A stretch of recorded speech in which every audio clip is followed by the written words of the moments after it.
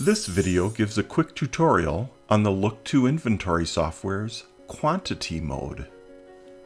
Inventory is initially set up to track weights, with Step 1 for reading the weight directly from a scale, and Step 2 to subtract the weight of carts and adding additional containers, which all get added together to then subtract, or tare, to arrive at the net weight. Select 3 selects where, and Step 4 saves the data. Let's reset this, log in as admin, and then proceed to the system settings. Note that the commodities for weight-based entries are defined here. You can configure the software to instead track data by quantity. For now, we'll set the Use Carts as Commodities to false to show a simple quantity mode. Note the button in Step 1 changes to quantity, and labels are changed from pounds to quantity throughout the product and the reports. Clicking the button prompts for a quantity. If you have multiple boxes of those items, you can click the multiplier button to arrive at the total quantity.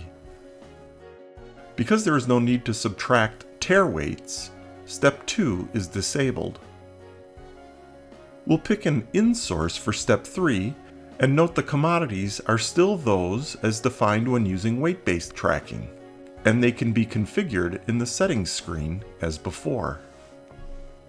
However, if we change the Use Carts as Containers to True, the 100 slots normally used for carts and containers are instead used as commodity selections.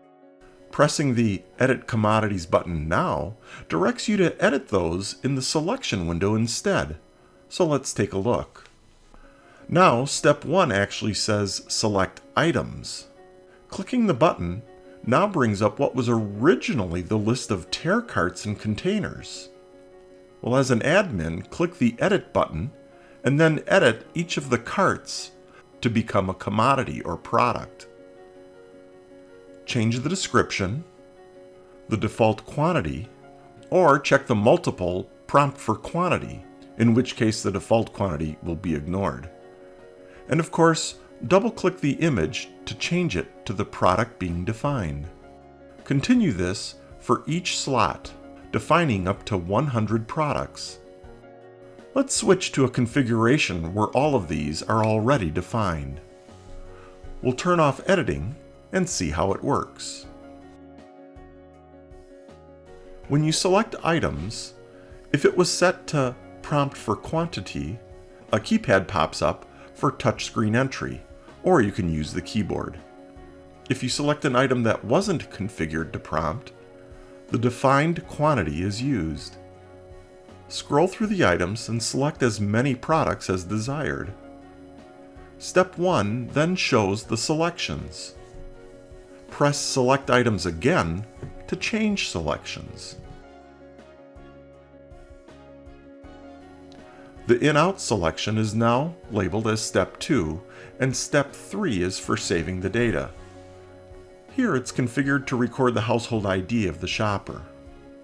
The software creates one record for each selected item.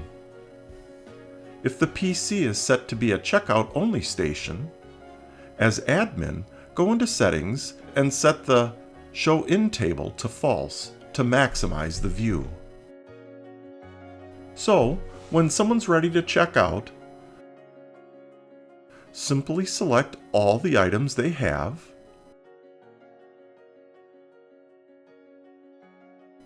and optionally enter their ID when saving the data.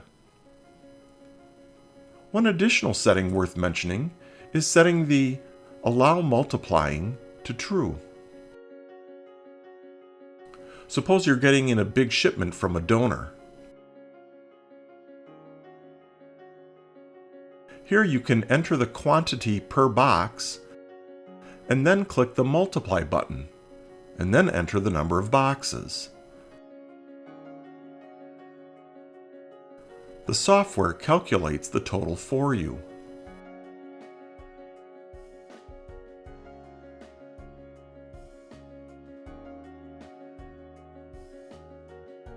Also, be sure to explore the commodity report to see summaries and details on what's coming in and going out.